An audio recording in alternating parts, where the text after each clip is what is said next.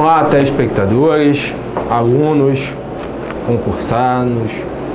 Vamos aqui dar início ao estudo da criminologia, noções de criminologia. Eu sou o professor Samuel Neri, sou professor da Universidade Particular aqui do Rio de Janeiro, sou delegado de polícia em Minas Gerais e vamos aqui trabalhar, ou pelo menos tentar sistematizar, um estudo preparatório das noções de criminologia. Nossa abordagem aqui não vai adentrar em todas as nuances e circunstâncias da criminologia, mas vamos conseguir fazer um apanhado geral que possa nos garantir ver todo o conteúdo programático que vai cair nos principais concursos aí de todos os estados. Então, é um primeiro contato com a criminologia, certamente dos senhores. Vamos aqui tentar trabalhar de forma gradativa, devagar, para que possa assimilar o conteúdo. Concurso público é uma fila, você tem que entrar e não pode sair, estuda-se até passar. Então, se você está assistindo esse vídeo, você já deu o primeiro passo, que é uma boa coisa, para começar a estudar.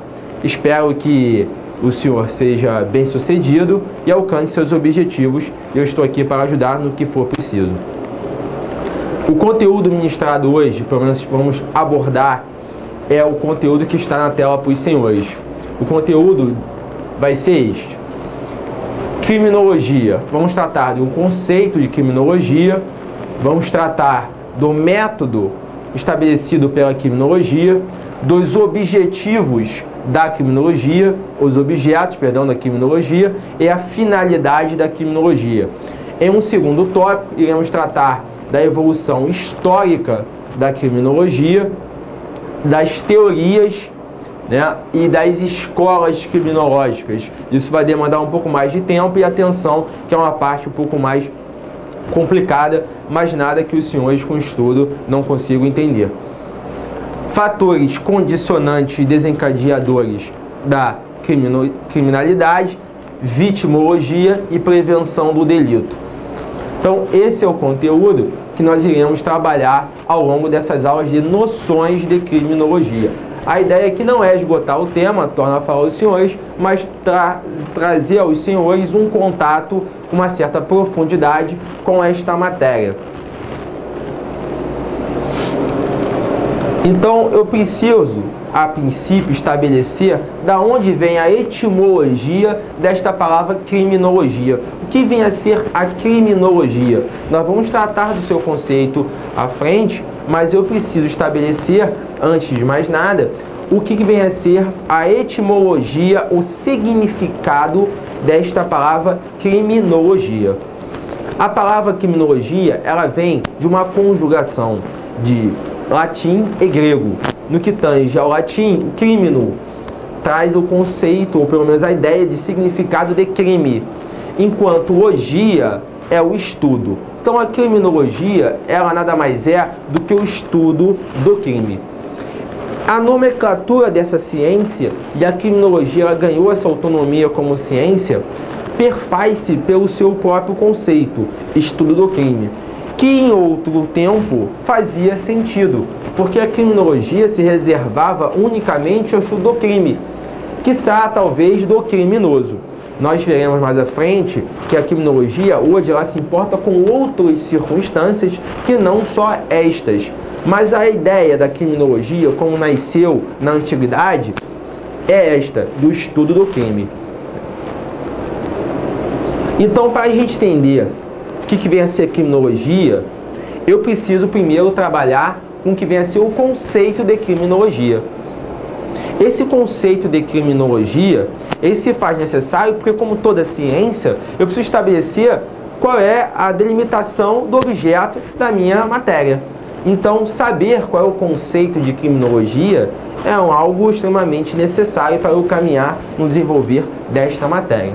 Então, apesar de não haver um conceito uníssono, pacífico na doutrina, a matéria conceitual no que tange à criminologia, ela é dissonante na doutrina, Tentei aqui resumir um conceito para os senhores de minha autoria, para que os senhores possam entender.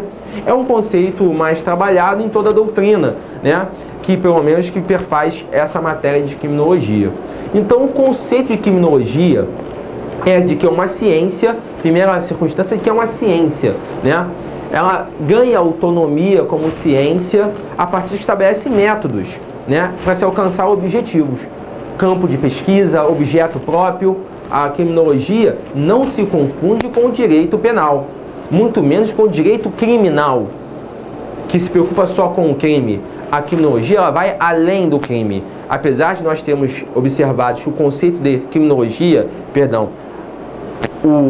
a etimologia da palavra criminologia nos traz a ideia do estudo do crime, hoje a criminologia é muito mais do que isso. Então, um conceito de criminologia estabelecido pela ciência como autônoma. Então, fechando aí a conclusão, na visão de Mendelssohn, há 3 espécies de vítimas. Vítimas inocentes, vítimas quase inocentes e vítimas culpadas. Lembrando-se que ele trata na concepção dele lá na sua obra de vítima totalmente inocente, vítima quase culpada como provocadora e a vítima quase inocente como provocadora e a vítima culpada como vítima agressora.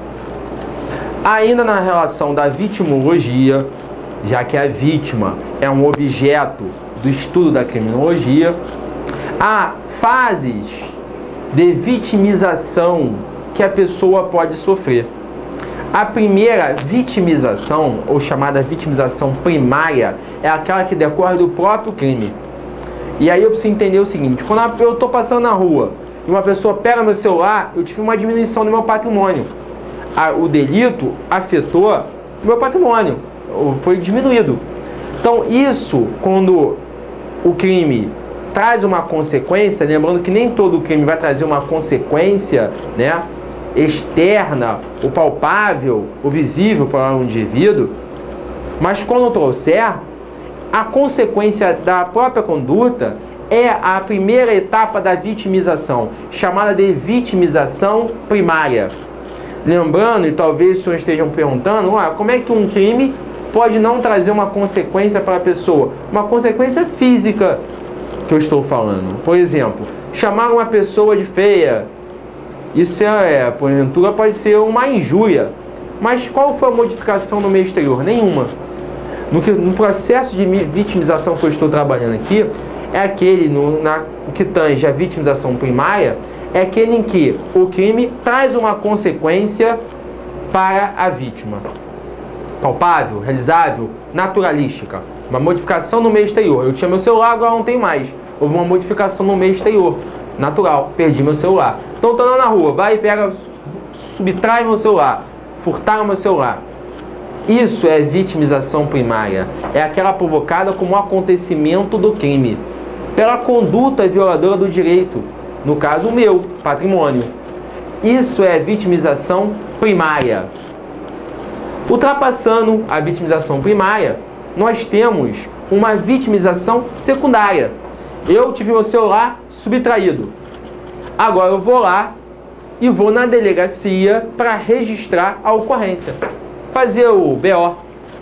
E chegando lá, eu fico esperando horas para ser atendido. Infelizmente, como delegado de polícia, eu tenho que entender, às vezes nem sempre a gente pode atender as pessoas no tempo que a gente quer, a falta de efetivo, várias circunstâncias. Mas eu não posso deixar de observar que a vítima que já foi subtraída lá na rua, quando chega na delegacia, espera horas ou é mal atendida pelo delegado, pelo policial, quando ela é mal atendida, ela está sendo vítima novamente. A isso se dá o nome de vitimização secundária. A pessoa é vítima novamente. Agora não pela conduta do criminoso, não pelo crime mais. Pelo crime já foi. Agora pela própria instituições do Estado. Desculpe. Então, é o que a doutrina de Mendelssohn, com sua obra da vitimologia, trabalha e chama de sobrevitimização. A vítima, ela é novamente vítima, não do criminoso, não do delinquente, agora do próprio Estado, do sistema de justiça criminal. Por exemplo, quando o processo também demora, não vou falar só da polícia não, um processo demora, quando ela vai ao fórum não é atendida, é mal atendida. O sistema criminal como um todo, quando relega a vítima direitos fundamentais, por exemplo, com o devido processo legal, é um direito dela, de ter o seu processo célere, caminhando bem, isso está fazendo dela novamente uma vítima, agora do sistema. A isso se dá o nome de vitimização secundária. Então tem a vitimização primária, que é da conduta do próprio crime, do criminoso, a vitimização secundária, que é do sistema do próprio Estado, no que tange a justiça criminal para apurar aquele crime. Finalizando essas etapas de vitimização, nós temos a vitimização terciária, que decorre, na verdade, da falta de amparo do Estado e da sociedade. Eu fui furtado, vamos imaginar um exemplo de uma mulher violentada, praticar um ato libidinoso ou conjunção carnal com a mulher sem o seu consentimento, estupro, artigo 213, uma menor, por exemplo, estupro de vulnerável, 217A. E aí, o que o Estado oferece a essa pessoa? Nada. Não oferece uma ajuda psicológica, social, nem para ela, nem para sua família. Como é que ela vai interagir novamente com as pessoas? Nesse momento que o Estado abandona a vítima, se dá uma terceira vitimização, chamada de vitimização terciária. E a vítima não é só abandonada pelo Estado, não, também pela própria sociedade. Vamos imaginar, por exemplo, uma mulher que foi estuprada e, por conta dessa ação delituosa, adquiriu o vírus de HIV. Essa pessoa, ela vai ser vítima do Estado, que vai abandoná-la, e também da própria sociedade. Pois é, senhores, infelizmente a sociedade é preconceituosa. Vai olhar para ela com equidistância, vai relegar ela do seu convívio social. Então ela vai estar sendo vítima pela terceira vez, às vezes. Ela foi vítima pela conduta do indivíduo que estuprou, ela foi vítima quando foi registrar o ocorrência demorou, e o processo dela na justiça, o juiz não sentenciou data, prescreveu, por exemplo. E ela é vítima agora por parte do Estado, que não oferece nenhuma circunstância para ela de ajuda psicossocial, e também da própria sociedade civil, que vai relegar ela ao seu convívio social, vai discriminá-la. Então a vítima, ela não é só vítima, ou não pode ser só vítima na conduta delituosa, ela pode ser vítima também por outras formas. E aí por isso que se é necessário se falar nesse processo de vitimização, que passa por 3 fases, por 3 etapas: vitimização primária, conduta do crime; vitimização secundária, das instituições de justiça criminal, do sistema de justiça criminal; e vitimização terciária, que é o abandono do Estado e da sociedade àquela pessoa. Certo? Avante. Ainda no que tange as vítimas,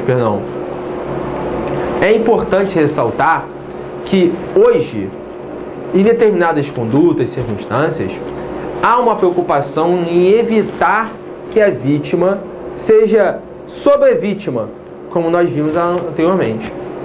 Isso nós vemos com a preocupação, por exemplo, da Lei 11.340, a Lei Maria da Penha, quando estabelece que o Estado deve dar proteção para a pessoa, dar uma assistência psicossocial. Isso é uma tentativa, ainda circunstancial, porque nessa lei ela só se aplica nessa circunstância, para a vítima que sofre um crime, por exemplo, de uma violência de gênero contra a mulher. Certo?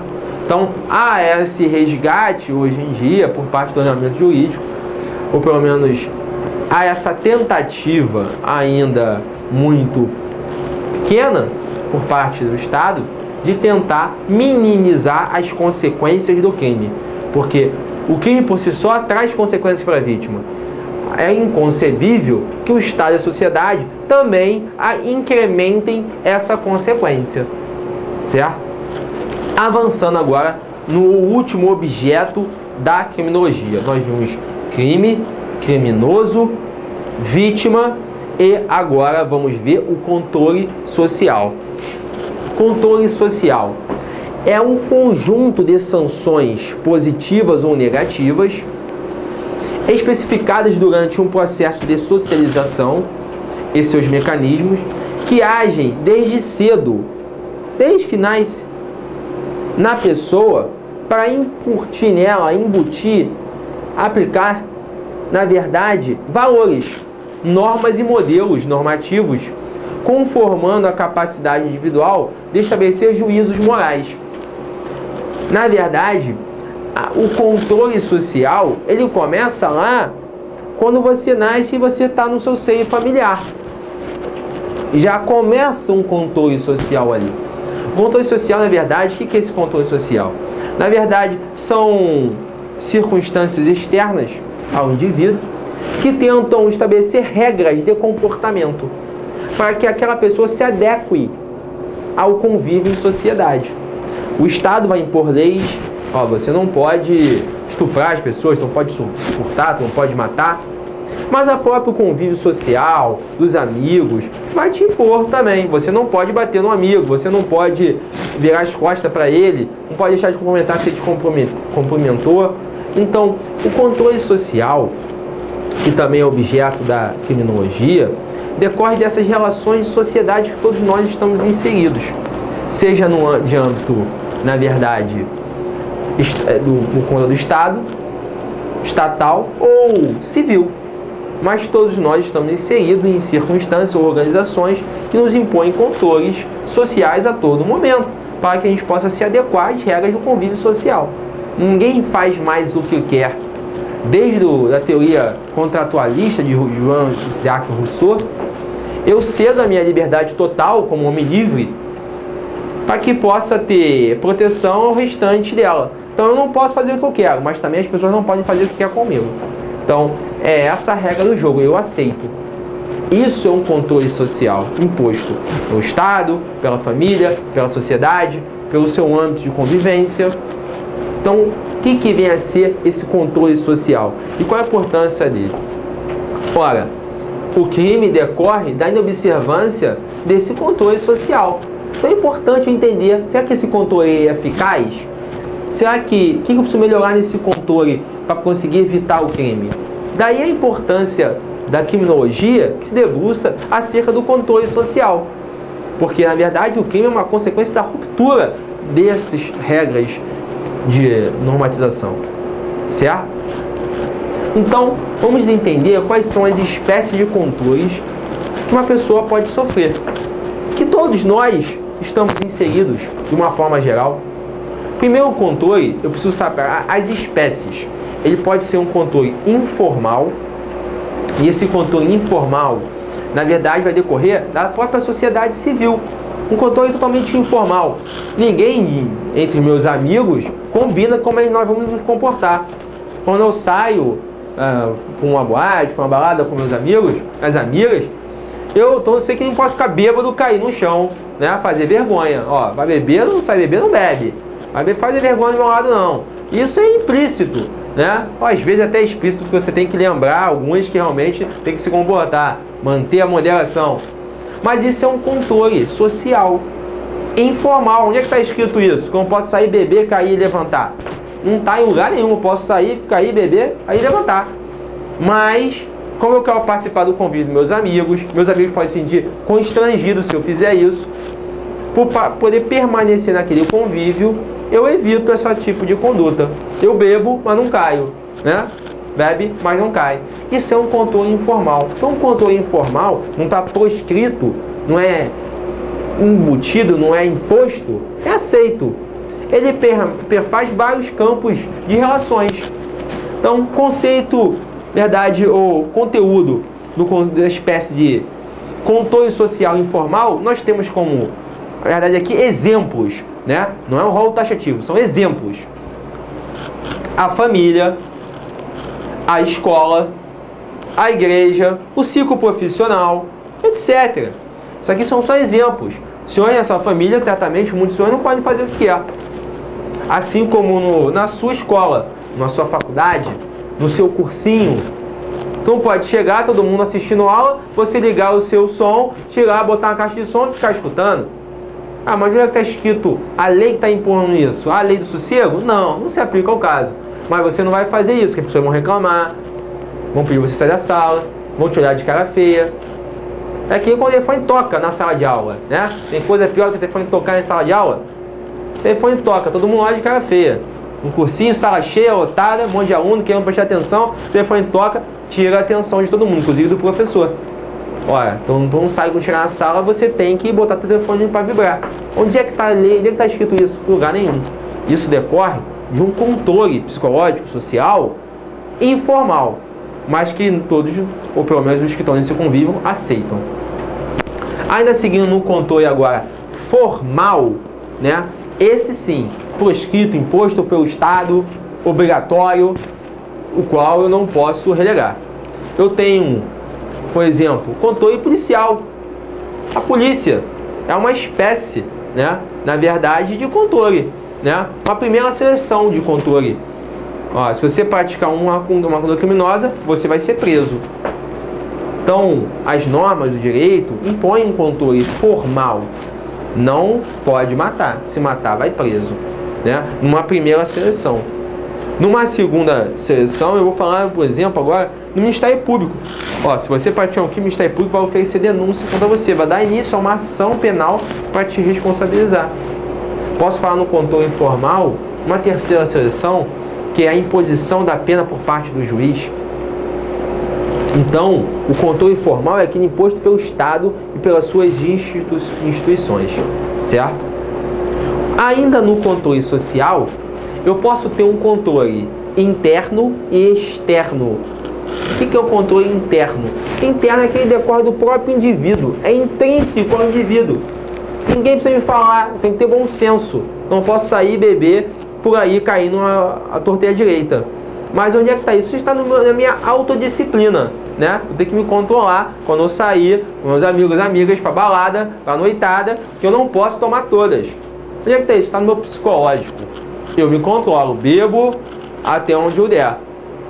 Vou dirigir na velocidade razoável. Então isso é um autocontrole, né? É aquele bom senso, né, para conviver em sociedade, né? Então o controle social não vem só externamente, ele pode ser interno, né? Também um pouco mais comum e ser mais palpável, até porque a gente não tem como entrar dentro da cabeça da pessoa para saber o que está passando, e por isso a necessidade de um controle externo. Então o controle pode ser interno, como decorre do autocondicionamento criado pelo próprio indivíduo, ou externo, quando decorre de relações externas, imposto pela sociedade ou pelo próprio Estado, né? Como nós vimos, quando cria normas, como norma de conduta social entre os amigos, no cursinho, né? São um controle externo. Então tem controle interno e externo. O controle também social, ele pode ter uma outra classificação, como positivo e negativo. O que vem a ser um controle social positivo? É aquele que decorre de incentivos, de premiação, quando o indivíduo se sente estimulado a não violar o sistema que estabelece ali como regra. Então, vamos imaginar o seguinte exemplo. É aquele biscoitinho que você dá para o cachorro, quando ele pegar a bola e traz para você. Quando ele faz uma firula, você dá um prêmio. É um indivíduo também, todos nós gostamos de ser agradados. Então, quando você, por exemplo, teu pai ou sua mãe, ou quando você manda seu filho estudar, e ele vai lá, estuda as horas, ou então você mandar ele vai e estuda, tu fala, nossa, parabéns, fez o que tinha que fazer, estudou. Tu vai lá, uma coisa, agora vou te dar um videogame novo, uma bicicleta, uma bola, vou te dar um tempo de lazer. Isso é uma forma de controle positivo. A pessoa obedece à norma e, pelo obedecer à norma, ela ganha uma premiação, uma contraprestação. Óbvio, nós devemos controlar de forma desinteressada, mas se tiver um prêmio, melhor ainda. Essa é a espécie de controle social, na sua concepção positiva. Eu dou incentivos para a pessoa não violar as regras do jogo. Mas dá também, de outro lado, né, um controle negativo, que decorre da reprovação pela violação. Ou seja, é aquela imposição de sanção. Exemplo claro disso, por exemplo, é o controle social estabelecido pelas normas penais. Viola a norma, vai para a cadeia. vai sofrer uma pena, né? Pode ser restritiva de direito, privativa de liberdade, mas vou lhe impor uma pena pela inobservância das normas prescritas no ordenamento jurídico penal. Nessa concepção, vou ter um controle social negativo. A pessoa pratica a conduta e sofre uma reprovação, uma reprimenda. Então, para a gente tentar aqui sistematizar e entender, o controle ele pode ser formal ou informal. Lembrando que o formal é pelo Estado, o informal pela sociedade civil. Nós vamos ter o controle interno e externo. Interno, uma autodisciplina do indivíduo. Externo, imposto pela sociedade ou pelo Estado. E o controle positivo e negativo. Positivo quando há premiação por não violar a norma. Negativo quando há uma repreensão por ele ter violado essa norma. Certo? E aí a gente fecha esses objetos da criminologia. Quais são os objetos? Crime, criminoso, vítima e controle social. Avante agora para a finalidade da criminologia. Como ciência, ela deve buscar um fim. Qual é a finalidade da criminologia? Para que é esse estudo? Para que essa sistematização dessa ciência? Qual a importância nessa? A função básica da criminologia, na verdade, é informar a sociedade e os poderes públicos sobre o seu objeto. Qual? O crime, o criminoso, a vítima, o controle social, reunindo um núcleo de conhecimentos mais seguros para compreender cientificamente o problema criminal acarretado pela conduta criminosa. E com isso tentar prevenir e intervir de forma eficaz no criminoso, evitando, na verdade, possivelmente, novos delitos. Então a ideia, a finalidade da criminologia é adquirir conhecimentos sobre o seu objeto como um todo, para tentar estabelecer políticas criminais, por exemplo. Qual é a melhor sanção? Preciso saber aonde o controle vai ser mais eficaz. Será que aquele meu controle, aquela minha conduta está sendo eficiente para evitar o crime? Então, a finalidade da criminologia é buscar esse conhecimento para tentar entender o crime, tentar prevenir. E quando for intervir no criminoso, intervir de forma correta. Então eu preciso estudar o crime, o criminoso, a vítima. Não adianta eu pegar uma vítima, um criminoso, por exemplo, que agrediu, ou então xingou, ofendeu a honra objetiva ou subjetiva de uma pessoa, né? Um autor ofende uma honra subjetiva, injuriou alguém. Mas na verdade, aquela pessoa só praticou essa conduta criminosa porque foi provocada constantemente pela vítima. Então aquela vítima, na verdade, é uma vítima, na verdade, culpada.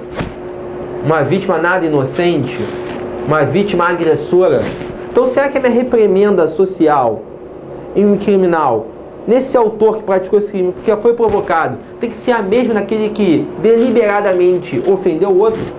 Eu preciso pensar nisso. Essa concepção, esses pensamentos decorrem de estabelecimento de políticas criminais, de criação de crimes de menor potencial ofensivo. Isso tudo se perfaz pelo estudo da criminologia, esse fenômeno social que é o crime que nós vamos estudar. Então essa é a finalidade da criminologia, adquirir esse conhecimento do seu objeto para tentar entendê-lo e com isso prevenir e intervir de forma eficaz nesse evento social que é o crime, certo? Agora a gente vai avançar, vai falar da evolução histórica da criminologia. Qual foi a evolução histórica da criminologia? A criminologia ela se faz por duas fases bem desenhadas, delineadas. Primeira fase é uma fase pré-científica. Por que pré-científica? Hoje a gente fala na criminologia como uma ciência, mas nem sempre foi assim. Mas mesmo antes de ser uma ciência, o crime, como é inerente a toda a sociedade, desde os primórdios do tempo, sempre foi objeto de estudo, de preocupação, de observação por parte da sociedade. Então, nessa circunstância, mesmo antes de sistematizar ou estabelecer métodos de estudo para criar a ciência da criminologia, já havia informações, preocupações, estudos e espaços sobre o crime. Então, na verdade, a criminologia ela passa por uma evolução histórica de uma fase pré-científica, que vai até, aí nós vamos ver, a criação, a concepção de uma escola clássica, né? Nós vamos estudar as escolas posteriormente, mas de uma escola clássica. Então, quando eu falo em lei de Talião, Código de Hammurabi, eu estou falando de preocupações com o crime, com as suas consequências, com as suas punições, com a própria pena, que são anteriores à própria estipulação da criminologia como uma ciência autônoma. Então, a criminologia tem uma fase pré-científica, que vai até a escola clássica, a doutrina clássica, e uma fase, na verdade, científica, que é inaugurada com o positivismo de Lombroso. Lembrando que Lombroso é um positivista. Lembrando que Lombroso escreveu o livro O Homem Delinquente. Lembrando sempre essa relação entre o autor, a corrente doutrinária a qual ele pertence e a sua principal obra. Lombroso tem uma obra importante. Nem todos vão ter obras importantes, mas Lombroso tem. Então, precisa entender que Lombroso escreveu O Homem Delinquente e que Lombroso é um positivista. E como positivista, nessa corrente doutrinária positivista, deu início a um estudo sistematizado do que hoje nós temos como criminologia. Então a criminologia, na sua evolução histórica, passou por duas fases. Uma fase pré-científica e uma fase científica, como hoje nós conhecemos. Certo? Avançando no que tange às escolas, as correntes doutrinárias, lembrando que o conceito de escola aqui não é um lugar fechado, mora todo mundo lá, não. Né? A escola é uma corrente doutrinária, um segmento de pesquisa, uma linha de pesquisa. Partindo nessa concepção de linha de pesquisa, vamos estudar a escola clássica, que tem como seu principal autor César Beccaria. Beccaria, na verdade, é um filósofo e escreveu o livro Dos Delitos e das Penas. Beccaria foi o principal filósofo dessa escola. Ele acreditava que a conduta criminosa é uma escolha racional. Partia de uma concepção de um livre-arbítrio. A pessoa escolhe praticar o crime ou não. A pessoa tem livre-arbítrio. Praticou, o problema é seu. Agora vai sofrer um castigo. Então, para Beccaria, na escola clássica, a pena é um castigo imposto à pessoa que escolhia, na verdade, praticar o crime. Então ele acreditava que a conduta criminosa era uma escolha racional, uma opção da pessoa, que avaliava entre custo e benefício e escolhia praticar o crime. Certo? Beccaria, apesar de ser um dos mais famosos, também não é o único adepto dessa corrente. Eu preciso informar que tem outros dois doutrinadores, também muito citados, né, por concursos, pela doutrina, que é Carrara,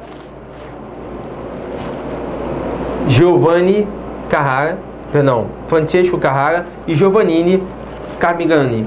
Também pertencem à escola clássica, lembrando a relação de autor com a sua devida escola.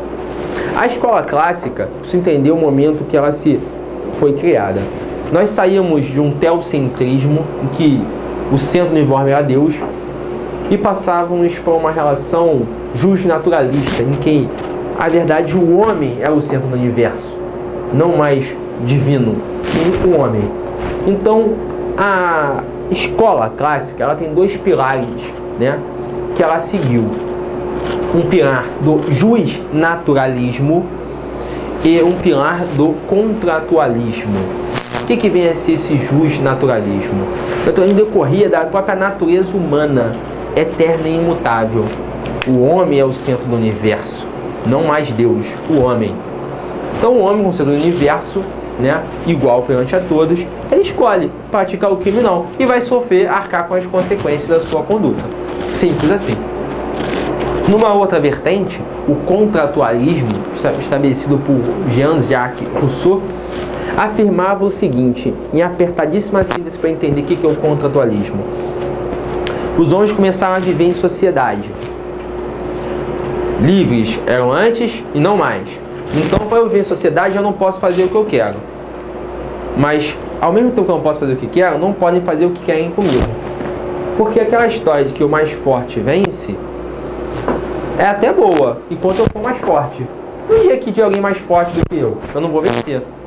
Então hoje eu venci o mais fraco, mas amanhã pode vir o mais forte e me vencer. Então é melhor eu viver em sociedade, eu não vou vencer o mais fraco, mas eu sei que o mais forte também não vai me vencer. Então o homem, ele aceita um contrato para a formação do Estado. Ó, Estado, essa figura, esse ente despersonificado, vamos formar um Estado? Vamos. E o que a gente vai dar para o Estado? Eu vou dar para você, Estado, a minha liberdade. Parcela dela. Eu não posso fazer o que eu quero, eu não posso bater no fraco. Porque antigamente eu podia, se eu fosse livre, o homem nasce livre. Mas eu estou escolhendo, não vou fazer um contrato contínuo, não vou bater no fraco. Em contrapartida, o que eu vou ganhar em troca? Eu vou ganhar a certeza de que o forte não vai me bater. Então, eu cedo parcela da minha liberdade, que eu não posso fazer o que eu quero, para que a preservação do restante da minha liberdade. Eu não bati, mas sei que não vou apanhar, então tá bom. Assim eu consigo conviver em sociedade. Esse é o contrato social que os indivíduos fizeram com o Estado, para a formação do Estado. O Estado pegou aquela liberdade, um pouquinho de cada uma, e falou, ó, tudo bem, ninguém vai matar ninguém. Se alguém matar, eu vou lá e vou agir. Vocês então, Samuel, você não pode matar mais ninguém, mas fica tranquilo que ninguém vai te matar. Isso é o contrato social. Eu faço um contrato com o Estado, sendo minha parcela da liberdade, para que me garanta todo o restante da outra.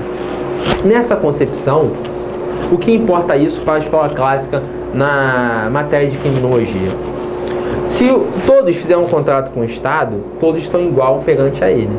Não há nenhuma dissonância entre ninguém. Formalmente não, na concepção da escola clássica. Logo, você é igual a todo mundo. Se você escolher praticar um crime, você vai responder por ele, como igual a todo mundo. A lei é igual para todos, sem distinção. Então, nessa concepção, esse pacto entre homens, né, que segue a sua liberdade, surge a ideia do contratualismo, e nesse barco segue a escola clássica. Então, o crime, na verdade, para a escola clássica, ela, na verdade, uma forma de punição, um castigo. E aí, quais são os fundamentos dessa escola clássica para a gente entender isso bem claro? Vamos lá, devagar. O crime é um ente jurídico. Não é uma ação, mas sim uma infração. Essa é a concepção de Carrara, também adepto da escola clássica. A punibilidade deve ser baseada no livre-arbítrio. Se não escolheu praticar o crime, agora arque com as suas consequências. Você tinha a opção, escolher praticar ou não praticar. Escolheu praticar, agora paga. A pena deve ter um caráter retributivo pela culpa moral do delinquente. Maldade. Você podia ter escolhido, escolheu. Agora vai sofrer um castigo. Você praticou o crime, arque com as consequências. E a intenção é prevenir o delito, é óbvio. Partia-se de um raciocínio lógico dedutivo. Então essas são as premissas da escola clássica. Livre-arbítrio, método dedutivo, eu parto de uma circunstância geral para chegar a uma circunstância específica. Ninguém pode matar, então logo se você matou, você vai pagar. O crime é um ente jurídico, não uma conduta, e a pena ela tinha caráter de retribuição, com base na culpa moral, para restabelecer a ordem social. Esse resumo que eu coloquei no quadro agora para os senhores, no material, é que os senhores têm que ter em mente, que vira e mexe é perguntado quais as características da escola clássica, certo? Livre-arbítrio, método dedutivo, crime como ente jurídico, pena como retribuição, com base na culpa moral, restauração da ordem social. Seguindo uma escola pós-clássica, uma escola conhecida como correcionalista, surgida na Alemanha, ela, o que afirma os correcionalistas? A seguinte circunstância: tem como principais idealizadores, na verdade, Klaus e Rotter. A pena deve existir apenas enquanto necessária para a recuperação do delinquente. E aí ela deixa de ser só uma retribuição, como passa a ter uma preocupação com o resgate, com a restauração do indivíduo à sociedade. Avançando, já que a escola correlacionista é um pouco perguntada, então não precisa nem mandar tanta atenção, precisa saber da sua existência. nós vamos para a escola positivista. Essa sim, preocupação, muito perguntada em concurso, os senhores precisam debruçar e assimilar bem esse conteúdo aí.